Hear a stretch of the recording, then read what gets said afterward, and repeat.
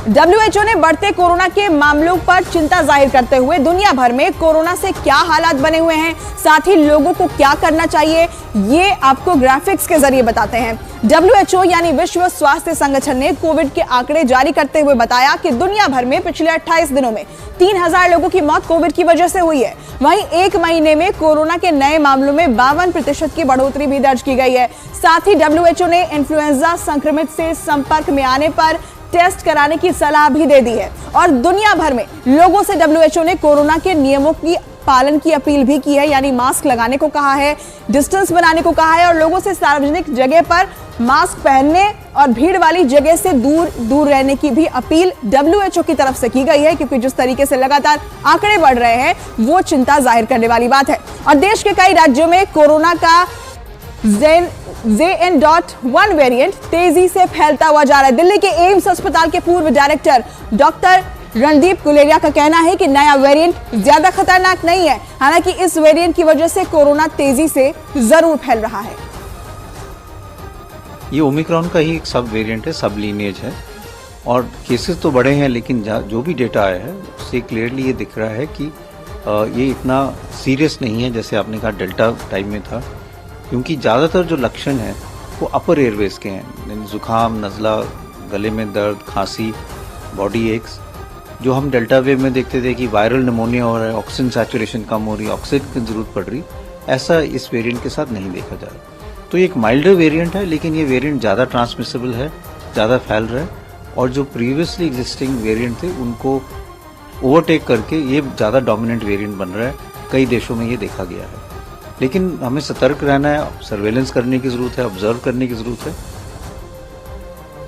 तो देश में कोरोना के मामले 3000 के पार पहुंच गए हैं। 21 राज्यों में कोरोना अपने पैर पसार चुका है। अब आपको बताते हैं कि किस राज्य में कोरोना के कितने एक्टिव केस हैं, कहां से कितने मरीज अब तक सामने आए हैं। इसे एक एक करके आपको समझाते हैं कि अलग अलग राज्यों में कितने आंकड़े अब तक सामने आ चुके हैं, क्योंकि ये जाहिर तौर पर चिंता की बात है। अब देखिए, कोरोना के एक्टिव केसेस पिछले 24 घंटे में 265 नए केस सामने आए हैं, एक मरीज की मौत हुई है। केरल में आप ये डेटा देखिए 2872 ये आंकड़ा है। वहीं आपको हम कर्नाटक की बात बताएं तो यहाँ पर 175 कोरोना के मामले जो हैं वो सामने आ चुके हैं। तमिलनाडु में 117 ये आंकड़ा पहुंच चुका है, कोरोना के मरीज यहाँ भी मिल चुके हैं। इसके अलावा हम महाराष्ट्र की बात करें तो 68 यहाँ पर केसेस कोरोना के अब तक सामने आ चुके हैं। तो देश के अलग अलग राज्यों में देखिए, गुजरात से 44 कोरोना संक्रमित अब तक मिल चुके हैं, मरीज वहां पर भी हैं। पुडुचेरी में यहाँ पर 31 ऐसे मामले जो कोविड संक्रमित है सामने आ चुके हैं। तेलंगाना की बात करें तो तेलंगाना में आप देखिए, यहाँ पर तेलंगाना में 27 नए मामले सामने आ चुके हैं कोविड को लेकर।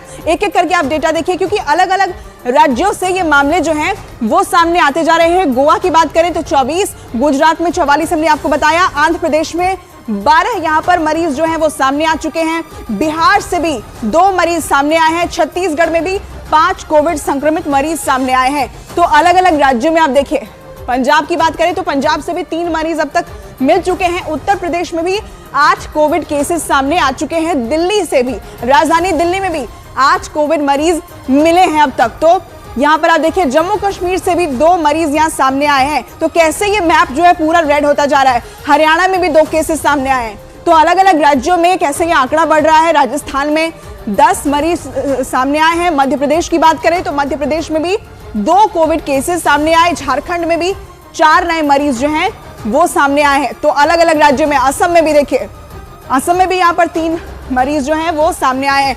तो यहाँ तमाम जो ऐसे राज्य हैं जो अब देखिए मैप पूरा रेड हो चुका है, हर राज्य से यहाँ पर कोविड केसेस सामने आ रहे हैं। और छत्तीसगढ़ के मुख्यमंत्री के निर्देश के बाद अंबिकापुर में अस्पताल में कोविड संक्रमण की तैयारियों की मॉक ड्रिल की गई, ताकि कोरोना संक्रमण के हालात बिगड़ने पर आसानी से निपटा जा सके। और इस दौरान कोरोना जांच से लेकर मरीज के अस्पताल में इलाज का अभ्यास भी किया गया।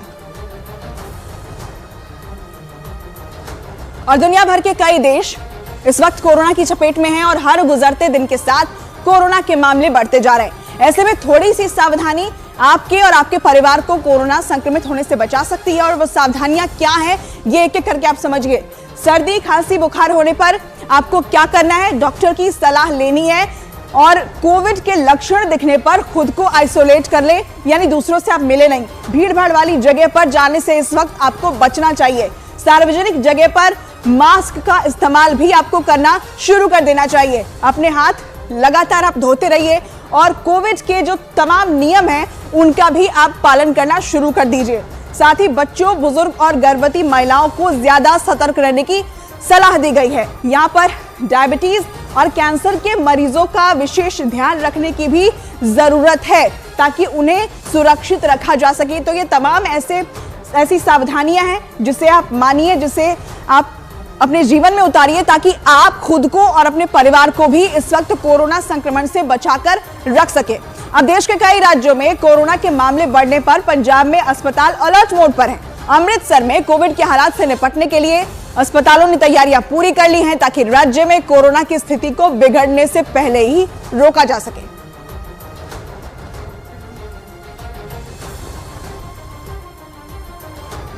तो पंजाब में तैयारियां तेज कर दी गई हैं। कोविड के नए वेरिएंट से निपटने के लिए यहां पर अस्पतालों को निर्देश दिए गए हैं। वहां पर मॉक ड्रिल भी की जा रही है और ये कोशिश की जा रही है कि कोरोना की स्थिति बिगड़े उससे पहले ही इसकी रोकथाम कर ली जाए। तो यहां अस्पतालों में तैयारियां पूरी हो चुकी हैं। कोविड के हालात बिगड़ने से पहले तैयारियां यहां पुख्ता कर ली गई हैं ताकि कोई भी ऐसी इमरजेंसी की नौबत वहां ना आए।